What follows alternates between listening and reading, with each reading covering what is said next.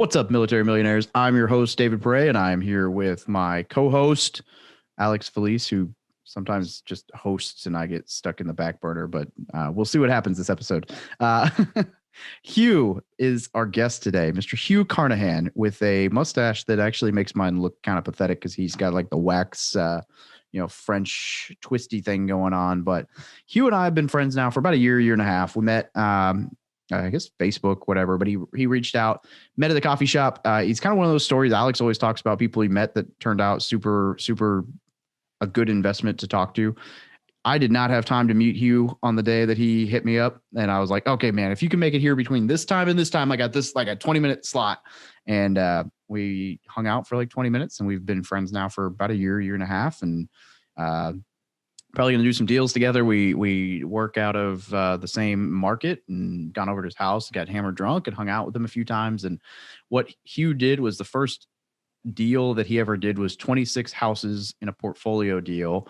And I remember thinking that this guy was nuts, and he turned around and did very well with it. And since then he's bought a hotel, a small apartment complex. I think there's a laundromat in there. Hugh's done a little bit of everything.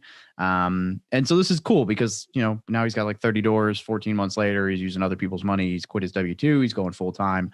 And he's doing that because he's got a lot of crazy systems that he does the 2-second lean thing. He's extremely well systemized. So this is going to be a lot of fun. So Hugh, welcome to the show. Welcome to the Military Millionaire Podcast, where we teach service members, veterans, and their families how to build wealth through personal finance, entrepreneurship, and real estate investing. I'm your host, David Perret, and together with my co-host, Alex Felice, we're here to be your no BS guides along the most important mission you'll ever embark on, your finances.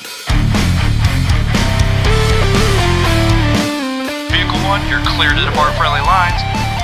Roger, Vic 1, Oscar Mike.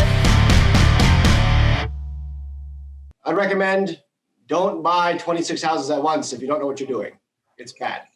Can be bad. How did that first deal go for you? In the end, it ended up okay. At the very beginning, I'd studied, I read all the books, I listened to all the Bigger Pockets podcasts, and my strategy was burn. And then came across a portfolio loan and was like, oh, can I actually do this? And I was like, well, it'd be kind of traditional.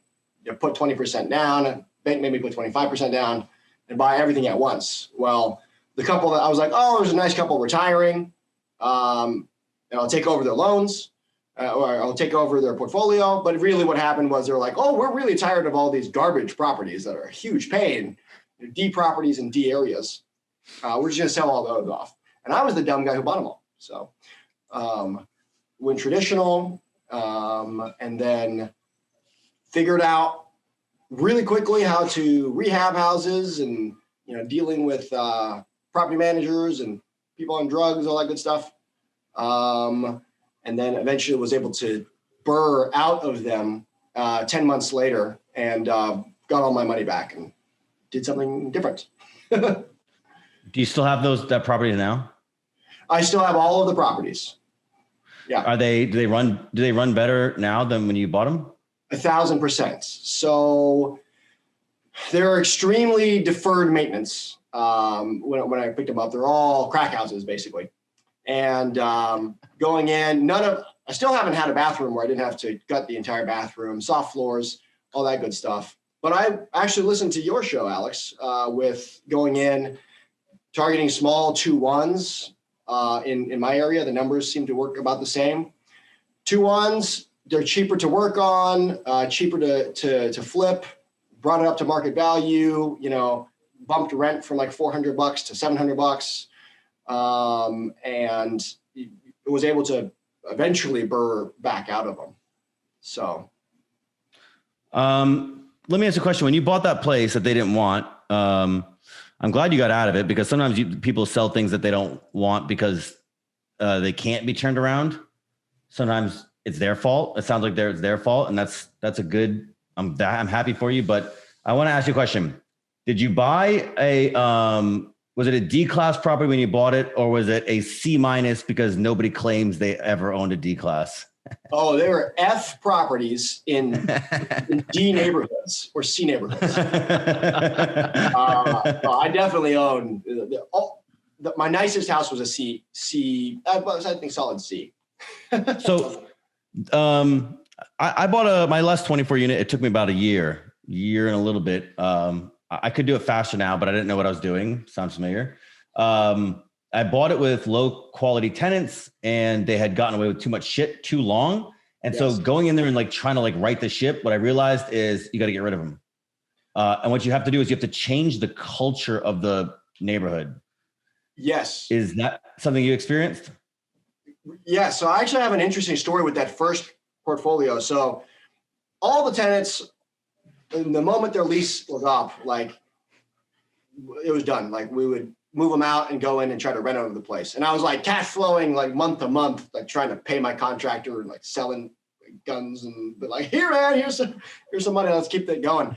But at the end of one time, one of the houses, this was probably like midsummer, it was like 6 months after I had them. I noticed that I ran comps for rent in the area and comps on ARV. And I had 4 houses on the same street and I was my own comp. And I was like, oh, I was in my own comp 3 times. I was like, whoa, I'm comping against myself. I bought this whole, like, well, I was in the whole neighborhood, but like I have 4 houses in the neighborhood. I own the nicest 4 houses in the block and it's right next to a school and the city, like, well, they're hard to deal with anyways, but they're also like, oh, but someone's coming in and cleaning up the neighborhood. So it was kind of cool to see that. I just didn't expect, it wasn't a plan. I was just like, whoa, all my comps are me. And that was kind of cool. I was like, I'll set my prices high for rent. That's the value of scale, right? If you own the whole neighborhood, if it's like now you set the market price. Right. I had no idea that was not planned. I was like, whoa, this is. How did you pay for it? This first 28 unit portfolio? So when I was a dependo, I had a corporate America job. And part of the job was like, I got less salary, but they gave me stock options. And then I left that job when I got my divorce and moved. And I just had stock for this company that I didn't forget about it, but I never like invested in it. So I just left it alone. And then one day I checked and I was like, holy crap, I have like $221,000 worth of mainly because the stock went up. And I was like, oh, okay, I want to do something with it. But I set a limit order, I sold. And I was like, oh, now I owe taxes. So I only have $170,000 to do stuff with. And I was going to buy solar panels. And so the solar panel guy was like, you should buy real estate and have that pay for your electricity. So that's how I got started. So the solar guy talked you into it. The solar guy taught me. He was a Bigger Pockets member. And he was like, there's this thing called Bigger Pockets. And you shouldn't buy my solar panels. You should buy real estate. Worst solar salesman ever. He was like, well, he was the owner of the company too. Oh. Like, I can't believe how impressionable you are. You just one ding dong, one vendor comes up to you. A few years ago, I had a guy come fix my garage door and he told me to buy Bitcoin. And that's the point I knew not to buy Bitcoin. You're like, let me go get $170,000 worth of it. Can we just point out though, if you had bought Bitcoin a few years ago?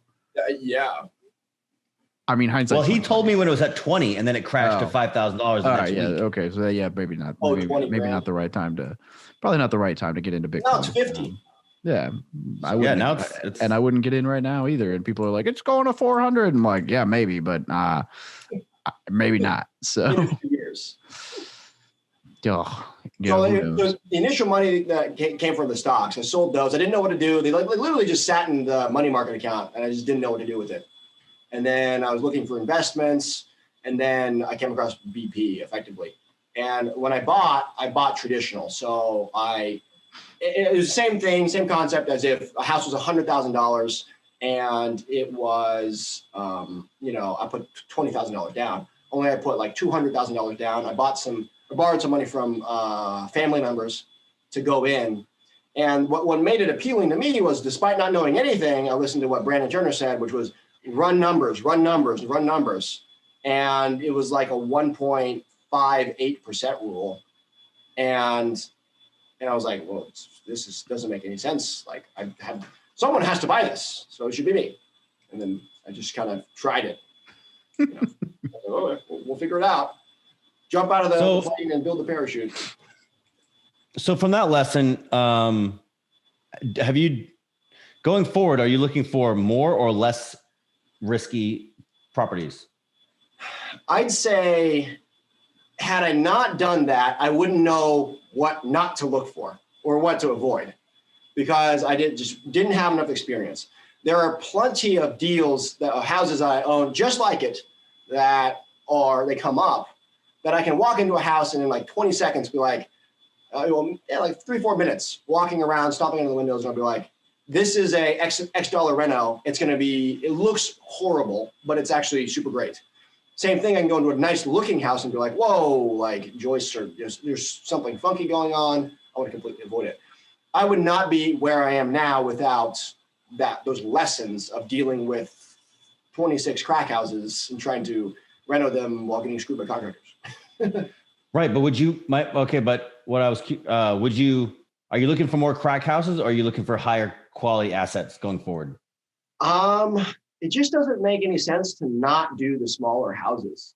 In my market, there's a section of town that's kind of sketchy, and everywhere else in town, you'll be cash flowing at the end of the day. If that's your strategy, you'll cash flow like $50 or $70. But in my part of town, I can cash flow like 150 to 200, 250 with an infinite cash on cash return, with pulling out like 20 grand.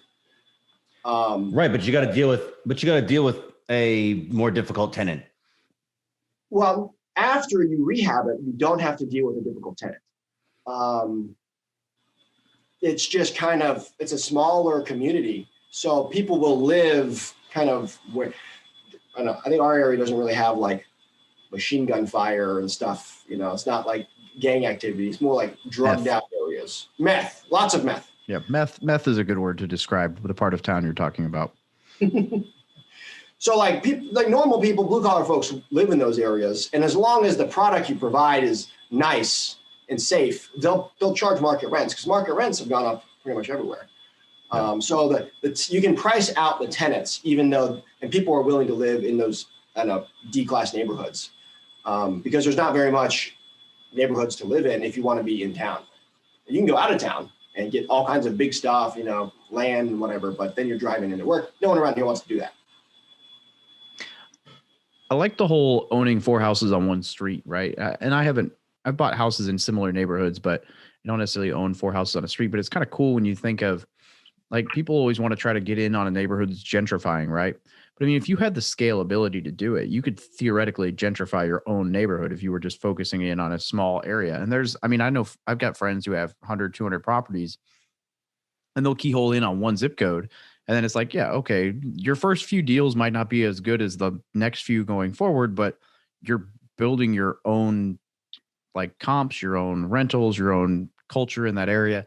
It's easier said than done, right? But I mean, it's kind of like the guys who, I think it was Detroit, where people were going in and they were literally just buying entire city blocks at one point, and then they would just renovate the entire city block. It's like, well, at some point, like, smart move. You could turn a crappy neighborhood around very quick if you own the whole thing. It's just an interesting concept a lot of people don't think of, because they think of like one house at a time, which is great. But if you can kind of scale that in your area, you're able to exponentially increase your returns. Or you get like Alex's neighborhood, where the entire market just decides, like, the entire country's like, you know what, we're going to invest there. And then Alex is like, great, I'm glad I was holding these properties, because the market just renovated under me. And they was like, you know what, my strategy is this, and this is exactly where I'm at. And people came and did that. Yeah, people came in 2017 to Fable in droves, drove the prices up, and then kind of really knocked me out, because I'm not willing to pay some of the, I mean, I call it right now, to buy in my market, you have to compete with stupid, and God forbid you win. And then in 2019, I think the bubble started for everybody. I think now definitely prices are not all of them. I mean, I'm still buying deals, but being very, very cautious. Conservative. Yeah, I'm paying no more and than 70%. And to be fair, after I did that interview where I told everybody to come to Fayetteville, I changed my strategies. I haven't bought a single family rental since 2019. Oh, well, so for me, going through all the things to kind of answer your question is, if I'm going to be in the single family space, I'm going to target the small properties. So it sounds like similar to your strategy because the numbers just made sense. But it was so much work that if it's the same work to do a commercial property or something, and you get so much bigger return. And then the other thing that I like is you control it. If you have systems, they're valued off of cap rates, which is the cash flow that it generates. It's like a little business. So if you can make the business run better, then the property's worth more, as opposed to single families like, you put in the granite countertops and the new bathrooms, but every other house in your neighborhood was $50,000. So your house is $55,000. Congratulations. So I'm trying to shift towards that because it seems easier and there's more control over how you're valued. Because with the BRRRR strategy, right, I would like to go in and try to force appreciation. I don't like gambling on appreciation. I try to buy somewhere where I can do something to it to make it worth more. Yeah, 100%. All right, next crazy investment. Oh, sorry. Say again? No, you're good. No, you go. Oh. I just said, all right, next crazy investment, because I know Hugh jumped into another wild one right after that. Yeah, let's hear it. So at 10:30, or I didn't 10:31, I BRRRR'd out, had the cash flow on the side, and about that time, I have a policy that anyone who interacts with me and does business with me, I have a very big abundance mindset. Everyone wins. I give referrals. If they're on my core four, like I'm going to do everything I can to get them business, even though like I'm just starting out, like I'm just some new guy, and then like go and help them out with their businesses and try to make them run efficient. So my a broker approached me and was like, "Hey, there's this apartment complex coming up for sale. You should check it out." And then it ended up being a motel, a gas station, and a commercial unit, like a 9-unit commercial warehouse space.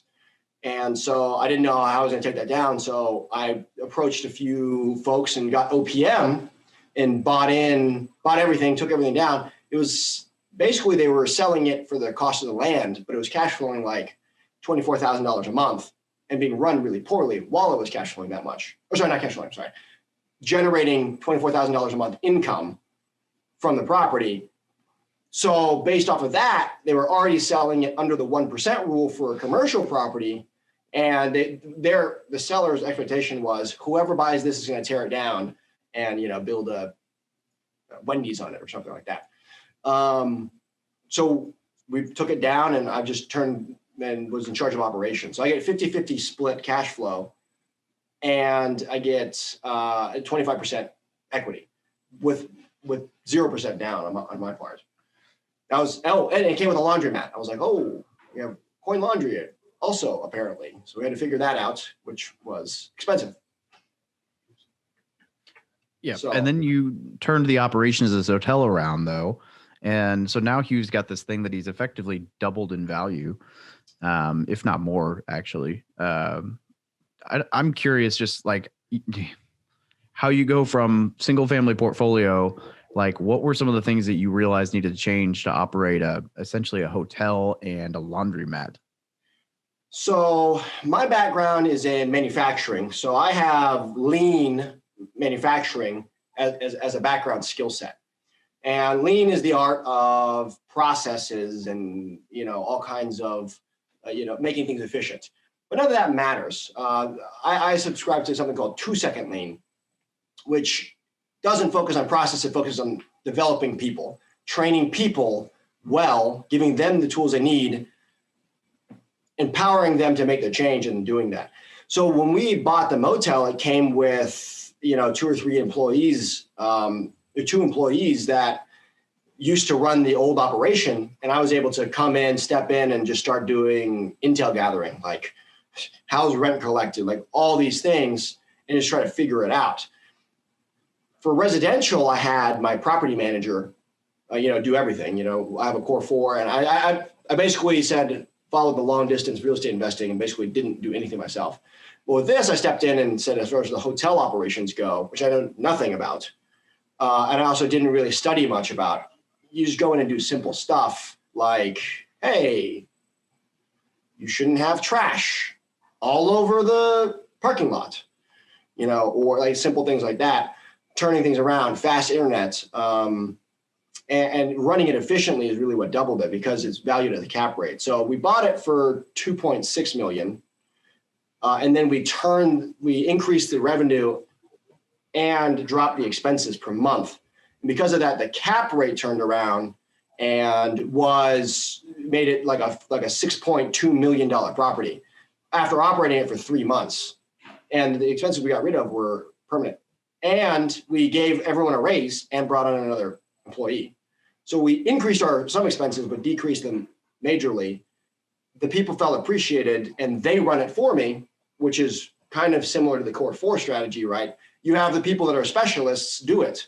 In this case, I'm just training them, setting guidelines and saying, operate within these parameters, go. And trust. How did you pay for that building? Which one? 3.2 million. So you needed to come up with what? 1.5? It was 2.6 when we bought it. 2.6. Okay. And I got it. It was 100% OPM. Oh. So Jesus. Someone saw me and was like, what did this guy do? He's going to lose his ass. He just bought 26 houses, doesn't know what he's doing. And then stumbled through that, but it looked good on the outside. And then got all my money back out and was ready to go into the deal with it. And they were like, you know what? Don't even worry about it. We'll go in. We'll see let's see what you got, basically. So I negotiated 25%. To them, they didn't care. They were someone who buys land all the time. And so they're like, okay, well, in the worst case, we'll tear all the buildings down and I'll have the land to, sell to Wendy's in the future or Home Depot or something. But that was basically OPM came in. So basically what you're saying is you have no good advice for our listeners, just get lucky. I don't know anyone that would just trust people with that. I think it's try things. Oh, just try things. What's up, guys? Today I wanted to stop and sponsor my own podcast by myself, which is a little cheesy, to tell you about the course that I'm launching called From Zero to One, Real Estate Investing for Beginners. Now, this is not a course to help you get rich fast. This is not a course to promise you to make $1 bajillion, but this is the course that will help you get from 0 rental properties to 1 rental property. It is designed to get you through your first purchase. Everything you need to know to get you through that step, with support from myself, obviously via email and whatever, so that we can talk and I can help answer some of those questions for you. And it is extremely affordable right now because I'm launching it for only $97, which, given the amount of content in there and the testimonials I got from the people who tested it beforehand, I am super on the low end for that price, but I'm going to probably have to bump it up in a little while. But for now, to test the waters and see exactly how many people I'm able to help with this, I want it to be extremely affordable because I want to help service members and veterans get their feet in the water. So if you are interested in learning about rental properties and you just want to learn how to get your first one, and then there are some bonus episodes in there to help you advance past that. But if you really just want to know everything you need to know to buy your first property without screwing yourself over, this is the course for you. Go ahead and check it out. The link will be down below in the show notes. And back to your episode. When people see you put your money where your mouth is, and go after and do things instead of just keyboard commandoing it, going out, turning stuff, when you can have in-depth conversations about things and you can run numbers and show what is possible, it is, it's good. I mean, get lucky could be that, absolutely. Luck's certainly a part of it, but luck is when preparation meets opportunity. So if you're always prepared, when opportunities comes up, jump on it. I'm just fucking with you. You know that, right? I think the piece here that sticks out for listeners, and I'm not going to tell them to go and buy what you bought in either case, because that's a ridiculously crazy first deal that paid off very well, but risk. But I think the idea that I would try to impart with listeners from this is to understand that It's like what I was talking about the other day, like going all in, right? Like if you had gone into that 26 unit portfolio, gotten, sick, like cold feet halfway through it, or realized what you got into and started trying to sell houses off as junk as you went in, you would have had nowhere near the success that you've had now. And honestly, like if you didn't have some kind of go all in mentality, you wouldn't have ever pulled the trigger on it in the first place. And it's kind of like the mentality of like people trying to, in like a cartoon or whatever, trying to jump over a cliff, like jump a gap. And it's like the only person who ever makes it is the person who gives it 100%, right? The person who hesitates or holds back or whatever. So I don't know if I'm trying to like really circle the wagons here to make this point, but in essence, just the thing that like on both of these, you went all in 100%, you trusted what you knew and you asked questions about what you could have done and you figured it out. And a lot of people would have just never even, like, neither of those is a deal that's like, oh yeah, this is perfect, let's go for it. They take guts, but you pulled through on it because you stuck with it. Well, I think actually, so I decided to do it. So I took action, what they're always saying, making a decision is more important than what decision you make, which is mostly correct. And not always the case, but I mean, to Alex's point, a big one was I jumped in not knowing what I'm doing, but I did it. And I heavily leveraged the experience of, my core four, people who have been there and done that before, who are veterans. I'd say it's no different than, let's say, a butter bar coming in, jumping in and having a bunch of senior NCOs that are like, hey, we've been here for 20 years. Like, you can kind of make high level decisions and we've got the experience when you have, to fill in the gaps when you have no idea what you're talking about. And so I think that's I just tried something. I tried it and leveraged other people. I couldn't do it myself. I still can't do it myself. I'll continue to not do it myself. And I prefer it that way because I'm lazy. So going in and being hungry, showing that you are giving value to them, whoever it may be, taking the business card, passing it around, doing email introductions, hey, I've got a lender, I'm putting you in touch. This guy's a rock star, whatever it is, building those relationships and then leaning on them. Who knows who will come out of the woodwork to say, oh, hey, I am an electrician and this other guy's house I'm doing, they're trying to get rid of it. They might bring that to you. You want to try to, have that mentality, go out there and do it, but also like be humble, try to figure out from other folks what's going on. What are somebody's gonna listen to this podcast and they're gonna be like, oh, I can't wait to give this guy money. Yes. Hugh's gonna raise all this money. You can just it'll be in the link. No. What are some lean type principles, if you could, like just a few things that you think, like for a basic rental, like landlord, like what are some things you would look at? Say you're buying like a single family house right now, or small portfolio, obviously like a hotel is a great example, but not super relevant to 90% of people. Maybe 100% of our audience, right? 99 point whatever. But what would you say, like for a normal like landlord, like what are some things you think, like right off the top of your head, that you're like, oh, I would totally look for this or use this to help me out? This is extremely, definitely go to real estate meetups. We didn't have one here. And actually, no, it was David, it was your Bigger Pockets one where they're like, I was too lazy to drive across the island. So I created one on my side of the island. And then I was like, there is no real estate Bigger Pockets thing here. So I just created it here. I like that you say island in the middle of Missouri.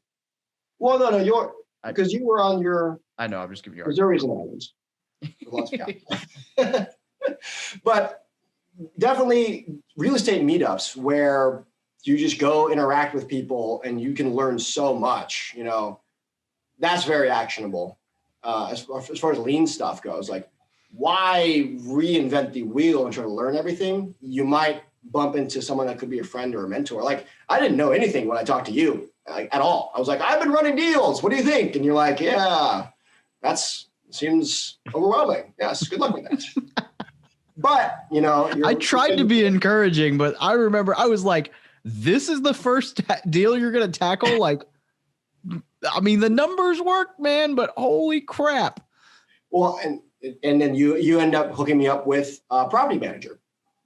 And so not trying to do it yourself. If you're scared or you don't know what's going on, there's a friend out there. There's someone who's done it before. There's Bigger Pockets. There's all of the content. There's Military to Millionaire.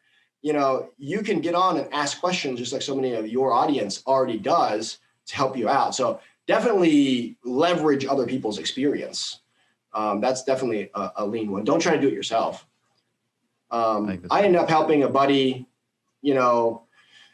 he moved here on a Monday, and then we found him a house in a duplex with a VA loan, and he closed on a Thursday. I've been here 4 days, and he just used my Core 4. I just plugged into my process. He trusted me, and then I was like, hey, here's what's going on. Here's why. And then they just kind of went down through that. I did that because I knew him before and helped him out. But I feel like the real estate community specifically is like a lot of people are pretty open to helping because they remember what it was like, or it's relationship based. You never know if the guy on the other side of the table, might have a deal, 5 years from now or something like that. People remember the way you feel. So I don't know, be really nice and kind. Sounds very Missouri. I'm not nice. It works for me. But I do like that idea. A lot of people, myself included, try to do things too much by themselves. Asking for help goes a long way. And if people won't help you, then that's probably because you're being a douchebag, or you're asking more than you're worth, which is a problem that a lot of people have. Which what you're saying is like, hey, look, be a good investment, and then people will invest in you. Right. But lead with value. So like, I didn't know anything, but I knew I could bring my skills from manufacturing and be like, hey, did you know if you moved that coffee maker to the center of your office, the 11 people in your office would walk 160 miles less a year? Now, calculate the minimum wage that you would have paid all those people. You're welcome. And they'd be like, what? And like completely blown away. I was like, oh, don't get me started on email. So I like try to help people. And I don't know anything. I'm here telling you guys, I barely know what I'm doing, and I just figure it out as I go along. But I'm not afraid because there's lots of other people out there that are willing to help. And when people ask me for help, as long as they haven't burned a bridge, then I'm going to help them out as best I can, because I don't know, I have a huge abundance mindset to try to help out anyone with a connection or a referral or passing on a deal or helping them work the numbers, teach a man to fish instead of giving them a fish. Hey, here's how you analyze deals. I wouldn't go there because of this thing. So this is why Hugh and I get along, because I don't know what I'm doing and I just kind of fumble through things because I know people. So, you become the connector. Hey, did you know this? That was kind of a joke, but Alex is not even going to pretend to smile or screw with me because he's just going to like sit there and own it and make me think like, okay, fine. It's not true, Alex. But no, I think that's a really good point, right? Like when you're starting out, the real estate community, people will help you out if you just spend time getting to know people and focusing on how you can help them. And honestly, I think that's probably one of the best hacks you can utilize while getting into the real estate game. That's huge. Right. And I like to what Alex was saying. You look at the Military to Millionaire page, and like 40% of the page is like, I'm getting out in 3 months. What should I do? And they're asking the same thing over and over, will providing no value, and not even going back and looking at all the other content that you have that has answered that question like 1,000 times. And you have the ability to go in and pick people's brains. I reach out to you. Hey, can I do anything for you? Is there anything I can do? I think I talked to you the first time about lean, how I could help, even though like I didn't know how I could help you. So being able to ask for help is a huge one, I think. Yeah. Ask for help. And then, and like you said, I have people who will ask me for stuff, and I love helping people. I love it. But what they'll do is they'll find me along the way somewhere, and then they'll just go off and ask their question, which is good. And what you're encouraging, it's like, hey, look, go ask for help. But I will say, like, especially for people that pull out content, like, dude, David has so much content. Odds are he's already answered your question. Right. Like, do some research first. Yeah. Like here, like I put content out so that I can help people, without having a conversation, so I can touch people for more than one at a time. And so So if you're going to ask somebody for help, it's like, first, make sure they haven't already answered it. And if they have, and you still have a question, when you ask a more specific question, say, hey, I wanted to ask you this. I looked at this article here. I'm still not sure about this. Then somebody's like, dude, that guy took the time to look me up and like, look at my content. Let me give him a moment. Yeah. So even just like, before you go ask, just like, or if you get some information from somebody, just be like, hey, look, you helped me out. Thanks. Anything I can do for you? Like open that lines of communication on terms that are not just extractive. Even if you really can't add so much value, it's like, at least show that you're trying. At least show that you're trying, you know, that dude, Hugh has a beer delivery robot at his house. Say, if you're watching the video, Hugh has a buddy sitting on the couch that you out of frame eating popcorn. Hugh finishes a beer, and the moment the beer disappears, a full beer just appears, handed over. Efficiency. Like, all about efficiency. Why don't you have if this isn't lean systems just rolled all up into one, it's like, I've got this guy who's just, I paid this guy to sit here and hand me a beer the moment mine emptied. Maybe not paid, but actually if you guys watched the YouTube channel, you met Dan last week when he was they both sat on the couch and hung out with me. No, but to Alex's point, I think, who was it? I don't know. It was someone's podcast and they were talking about, hey, or Alex, if I were to you, hey, broke is a choice. You know, I read this article, I saw this thing, and I had a question for you about this specific thing. And I tried to ask other people. You're just going to respond to that. Hey, this guy took, like you said, they took the time, they read my stuff, and they have a question further about, something that I already wrote or that you wrote. That's just, it shows that you did the basic, respect and yeah, it's huge. Showed that you put the effort first. And I think people see that. So, yeah, I have a life rule that I say it all the time. Nobody's going to care more about you than you. Nobody's going to care more about your success. Nobody's sitting around going, how can I make Hugh more successful than me? Hey, let me call and make sure Hugh's doing his thing because he might not do it. Nobody cares about your success more than you. So when I run into people that care about their success less than they need to, and they want me to care more, I refuse. And so I'm like, look, if you have this question, you should find an answer. Oh, you didn't Google it. You didn't look for it. You just took somebody else's time to answer it for you. It's like, you want me to care more than you. I got you. I refuse. Right. Here's one for the lean stuff, right? Here's the way I basically got all my education. I went to Bigger Pockets episode 1, listened on 2x speed, 3 hours a day, crushed 6 podcasts a day for like 3 months, listened to everything. And then went on to the next one and then found the other thing and then reached out and consumed all this content. And then they, a lot of the really successful people out there would say the same thing, which is don't just be like, hey, you want to drive 2 hours and meet me for coffee and like ask me a question. It's like going out of the way instead of being like, you would be amazed. Instead of like, hey, I brought you this thing. I noticed in this book you wrote this thing. And I was wondering, why didn't you do this other thing? Like, what made you make that choice? That kind of question would be like, hey, Alex, on this property, on your 24 units, why did you go with this color paint? Or why didn't you go with tankless water heaters? And you'd be like, oh, shit, like this guy did his research, cared enough to try. And, at least it's like actually, like you just know. And also, if you're going to be that guy to ask for help, do the research first. Don't be the guy who asks, says it's the quickest way to just get completely ignored. Yeah. Guys like Alex get bombarded, I'm sure. If I have a piece of if I've written a piece of content that you're asking a question about, and it's like, you're asking me again, it's just one of those things where it's like, dude, I want to help you. But again, like I can't, I want to see that you're trying. And so again, it comes back to like, not that nobody wants to help you. It's that they want to see that you're a good person to invest their time into. And so if you're proactive and you look up these things and you try and you're like, I looked around, I couldn't find the answer. Can you help me out? Send me the link, whatever the case. If that's, sure. But yeah, people that are just like, I didn't think about any of that. I didn't know you had a website, Alex. I just ran to the email and took up your time. And especially when I get some of these. Yeah. And I'm like, dude, I mean, I love you, but come on. Well, I think with Dave early on, I had a question about the VA loan. I was like, Dave, I already watched your video that you have here. Is there another article you can send me or other resources that you know about? I can go read up on this stuff. that I don't know about because I did the looking. I mean, that's probably gonna be well more responsive for you guys to help people out. Well, I was gonna say the first time we I can also totally understand that you would read one of Dave's articles and still need further explanation. That I get. I totally get that. Thanks, Alex. I appreciate you. I mean, we'll flip it, right? The first time we ever hung out, I gave you like a 20-minute block because I was like, I don't know who the heck this guy is. Sure, I'll meet you.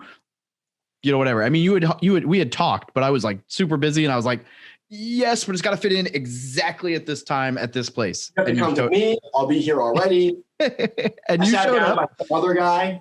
Yeah, that's true. You did sit down with the wrong person, but you sat down. We had a talk. We talked whatever. We left on good terms, you know, whatever. And then we stayed in touch, and now we're friends. We hang out, right? So like that's totally different than like a lot of people. If I'd been like, yo, I'd love to. The only thing is I got this 20-minute block at this coffee shop at this time, and they would have been like, oh, well, he doesn't have time for me. Like, never started the relationship. So, all right, but can't be choosers, right? You know, I mean, well, and I was on like a 1-week vacation home, so didn't have any time anyway. But all right, Hugh, I got 2 questions I ask every guest. Okay.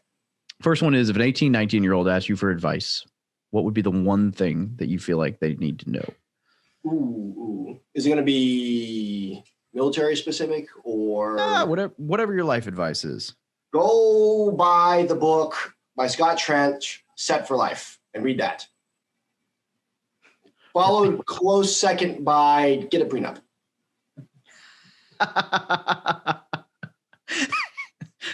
And if there are red flags before you get married, there will be red flags. Getting married is not going to help. So that was 3 pieces of advice. But yes, mainly the first one. No, but I love that because no one ever says that. And honestly, prenup and or red flags before marriage are probably 2 of the most relevant things you could tell you know what? A young veteran audience. You're going to have a lot of people. Yeah. Scratch the first one, which, yes, go read Set for Life. But definitely for sure, if there are red flags before you get married, don't get married. They're going to still be there. Or work it out first. Work it out first. I'd also put the caveat in there that don't take relationship advice from somebody who's just got through an obviously bitter divorce. Well, it wasn't just.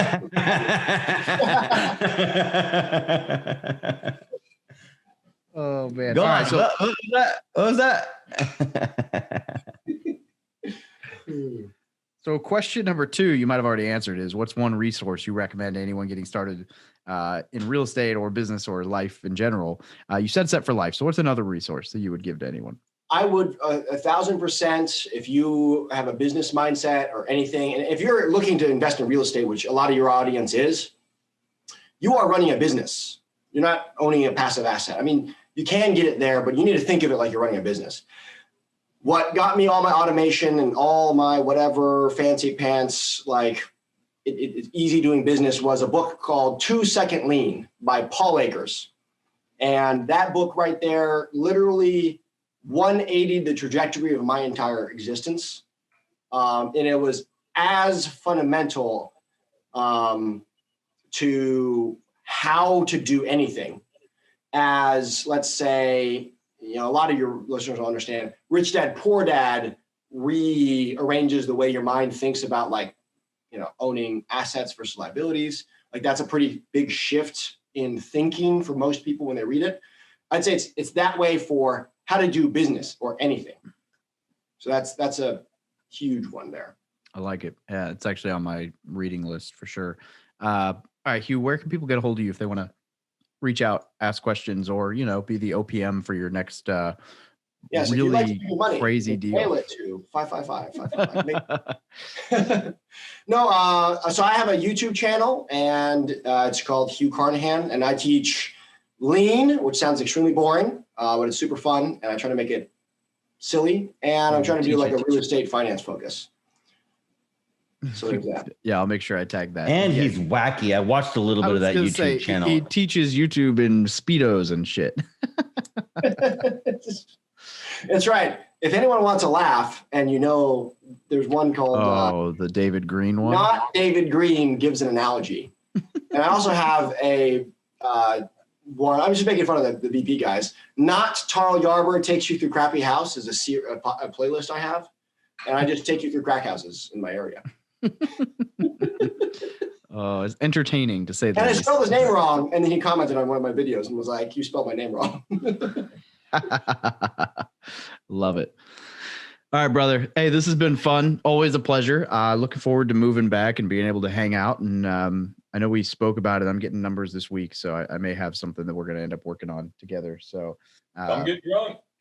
yeah, there's the voice in the background about alcohol and hot tubs, which is basically my love language. So, you know, They should rewrite the book. yeah. Hot tubs, drunken hot tubbing, love language number 6. All right, dude. Thank you so much for joining us tonight. Thanks for having me on. Thank you for listening to another episode about my journey from military to millionaire. If you liked it, be sure to visit FromMilitaryToMillionaire.com/podcast to subscribe to future podcasts. While you're there, we'd love for you to rate the show, give us a review on iTunes. Now get out there and take action.